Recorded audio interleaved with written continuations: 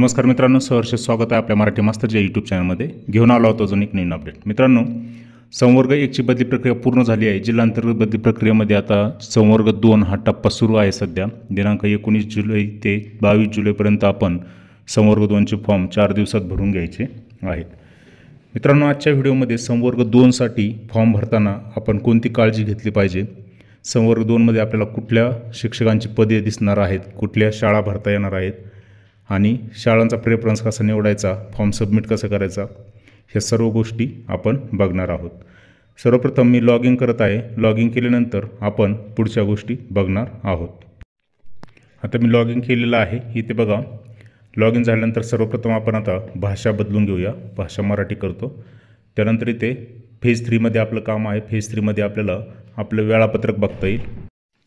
आता इथे बघा, खाली दिसत आहे आपल्याला विशेष संवर्ग 2 साठी प्राधान्यक्रम भरणे 19 ते 7 जुलैपर्यंत 19 जुलै ते 22 जुलैपर्यंत आपण 4 दिवस फॉर्म भरू शकतो.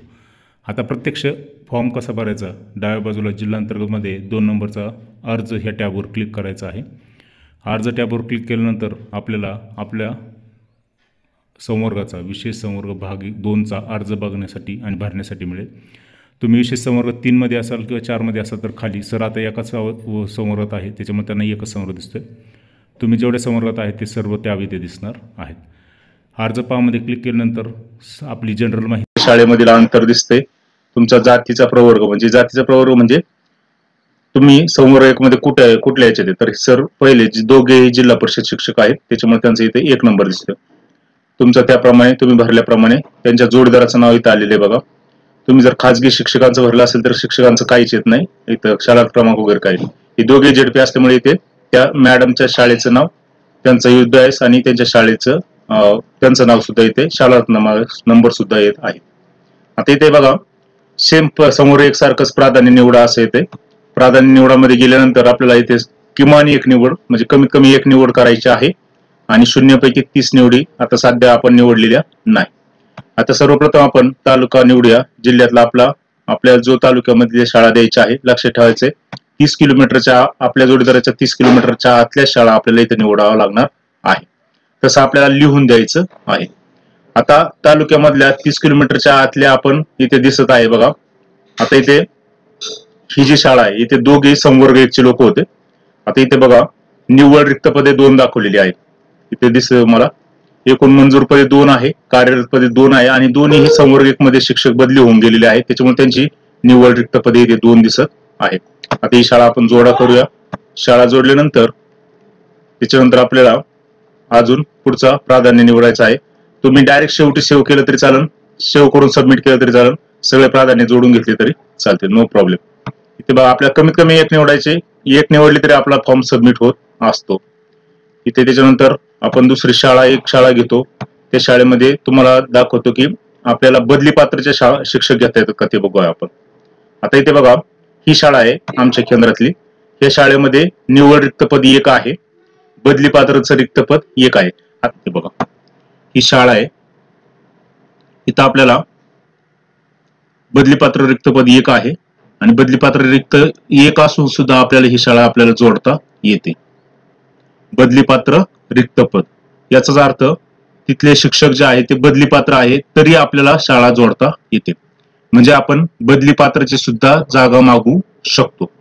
लक्षात घ्या, आपण इथे निवड रिक्त पदे 0 आहे, सामान्यीकरण पण नाही आणि ती शाळा बदली पात्र शिक्षक 1 असल्यामुळे तिथल्या बदली पात्र रिक्त पद 1 दिसते आणि तरी इथे आपली शाळा आपल्याला जोडता येते. याचा अर्थ आपण बदली पात्र शिक्षकांची सुद्धा शाळा घेऊ शकतो.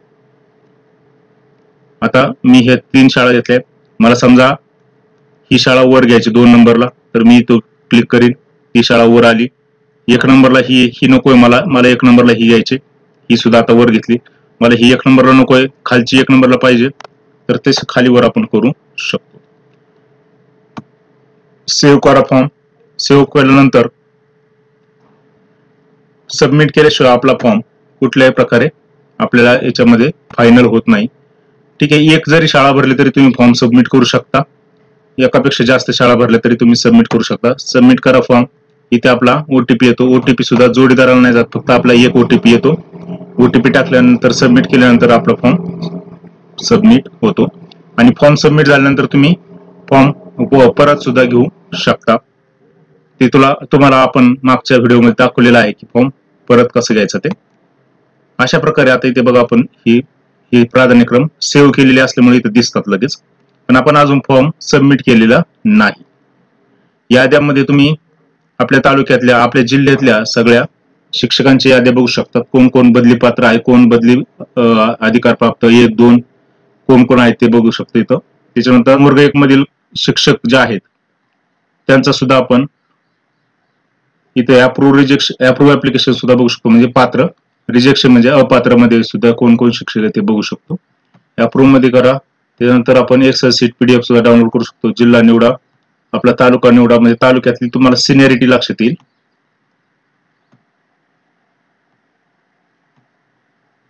ते बघा तालुका निवडला.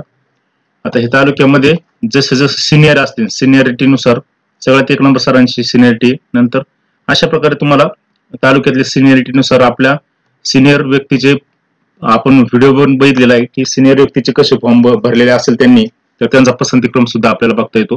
त्याचा अभ्यास करून आपण फॉर्म भरू शकतो.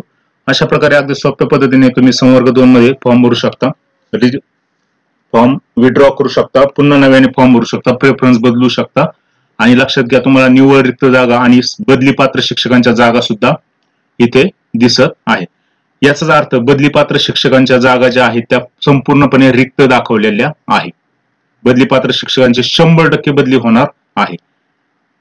त्याच्यामुळे बदली पात्र शिक्षकांनी त्या संदर्भात आपला अभ्यास करून आपला प्रेफरन्स आतापासूनच तयार करणं गरजेचं आहे. तरी आपल्या अपडेटेड याद्या जशा मिळतील तशा आपण आपला प्रेफरन्स बनवणार आहोत. व्हिडिओ कसा वाटला ते कळवा. आवडला असेल तर लाईक, शेअर आणि सबस्क्राईब करायला विसरू नका. पुन्हा भेटूया अशाच नवीन अपडेटेड व्हिडिओमध्ये. तोपर्यंत धन्यवाद मित्रांनो. जय हिंद, वंदे मातरम, जय महाराष्ट्र.